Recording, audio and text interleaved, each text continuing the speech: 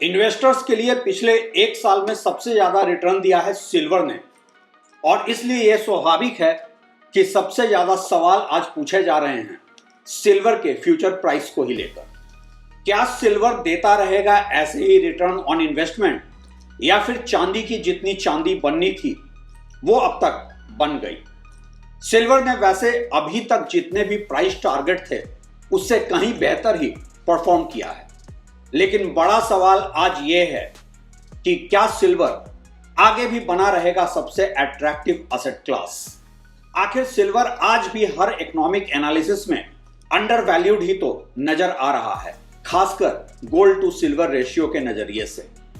क्या है सिल्वर का फ्यूचर प्राइस टारगेट और कितने बुलिश हैं दुनिया भर के निवेशक सिल्वर के भविष्य को लेकर? कहीं सिल्वर के प्राइस क्रैश की भी तो आशंका नहीं है आज के वैश्विक अनिश्चितता के बीच? और क्या होनी चाहिए सिल्वर में इन्वेस्टमेंट को लेकर आपकी स्ट्रैटेजी?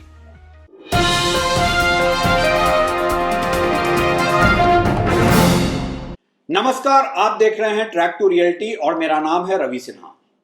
इन्वेस्टमेंट की दुनिया में वैसे तो पास्ट परफॉर्मेंस फ्यूचर के रिटर्न की गारंटी नहीं ही होते हैं, और हर इन्वेस्टमेंट इस डिस्क्लेमर के साथ ही आता है, अक्सर ही कोई एक एसेट क्लास अपने साइक्लिक अपसाइड में अप्रत्याशित परफॉर्म भी कर ही जाता है। कहीं सिल्वर का भी ये ऑल टाइम हाई एक टेम्पररी बुलिश ट्रेंड तो नहीं है, या फिर सिल्वर करने जा रहा है अपने इन्वेस्टर्स को आगे भी माला माल? सवाल कई हैं, और सबसे पहले देखना होगा एक कंपैरेटिव चार्ट सिल्वर के परफॉर्मेंस का। अगर आपने एक साल पहले सिल्वर में 1 लाख का इन्वेस्टमेंट किया था तो आज वो बन गया है 1,61,000 से भी ज्यादा। गोल्ड ने इसी बीच 1 लाख को बनाया है 1,50,000 से भी ज्यादा।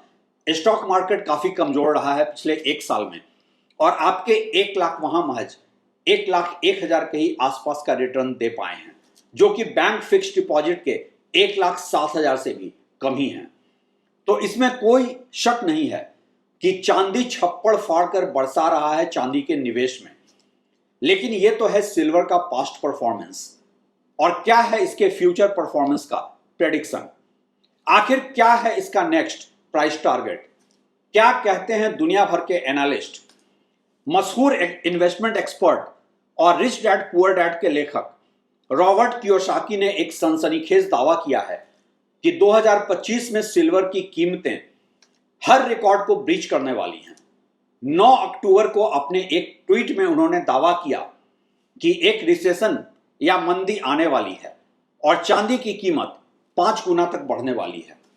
इसका मतलब यह हुआ कि अभी के 1,70,000 प्रति किलो से बढ़कर इंडिया में इसकी कीमत 8,50,000 तक जा सकती है।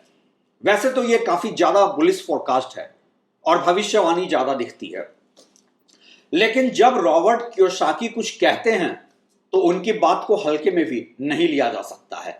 उनके अनुभव और पास्ट एक्सपीरियंस को देखते हुए उनके बहुत सारे प्रेडिक्शन पहले भी खासकर क्रिप्टो करेंसी को लेकर और अमेरिकन डॉलर को लेकर काफी सटीक रहे हैं। रॉबर्ट कियोसाकी वैसे तो बिटकॉइन को लेकर और भी ज्यादा बुलिश हैं, लेकिन वो अमेरिकन डॉलर को डेड मनी बताकर गोल्ड और सिल्वर की वकालत पहले भी कर चुके हैं। इस ट्वीट में उन्होंने सबसे ज्यादा रिटर्न की संभावना आने वाले दिनों में सिल्वर में ही जताई है। आंकड़े और रुझान भी सिल्वर को काफी बुलिश ही दिखा रहे हैं।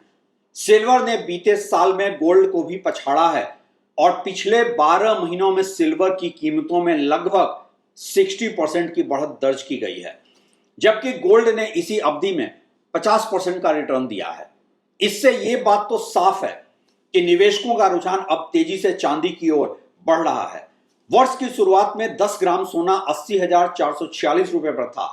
आज यह एमसीएक्स पर लगभग 1,23,000 रुपए प्रति 10 ग्राम के साथ कारोबार कर रहा है। 1 किलो चांदी की कीमत साल की शुरुआत में 95,496 रुपए थी, अब यह 1,70,000 रुपए तक पहुंची है। सवाल यह उठता है कि आखिर क्यों चांदी में दिख रही है उछाल की संभावना? रॉबर्ट कियोसाकी के अनुसार सिल्वर को लंबे समय तक नजरअंदाज किया गया, लेकिन अब यह अपने असली वैल्यू की ओर बढ़ रहा है। टेक्नोलॉजी, इलेक्ट्रिक व्हीकल्स और सोलर पैनल से लेकर कई इंडस्ट्रियल और मेडिकल सेक्टर में चांदी की मांग तेजी से बढ़ रही है, जो इसकी कीमतों को रॉकेट की तरह ऊपर ले जाएगी। इस बीच एक और ग्लोबल इन्वेस्टर वॉरेन बफेट के भी बदले रुख को देखकर चांदी का फ्यूचर प्रेडिक्शन किया जा रहा है। रॉबर्ट कियोसाकी ने कहा कि वॉरेन बफेट जो पहले सोना चांदी को बेकार मानते थे, अब उसमें निवेश करने लगे हैं। यह दिखाता है कि कुछ बड़ा होने वाला है। आखिर अमेरिका पर कर्ज बढ़ते बढ़ते 37.6 ट्रिलियन डॉलर तक पहुंच गया है और डॉलर दुनिया के कई करेंसी के मुकाबले कमजोर नजर आ रहा है। डोनाल्ड ट्रंप के मनमाने टैरिफ और ट्रेड नियमों ने वैश्विक व्यापार को नुकसान पहुंचाया है। इससे शेयर बाजारों में डर और अनिश्चितता बढ़ी है। सोना जितना सुरक्षित है, चांदी ही उतनी ही तेज ग्रोथ वाली मानी जा रही है। टेक्नोलॉजी और क्लीन एनर्जी के बढ़ते इस्तेमाल के चलते अब सिल्वर को फ्यूचर मेटल कहा जा रहा है।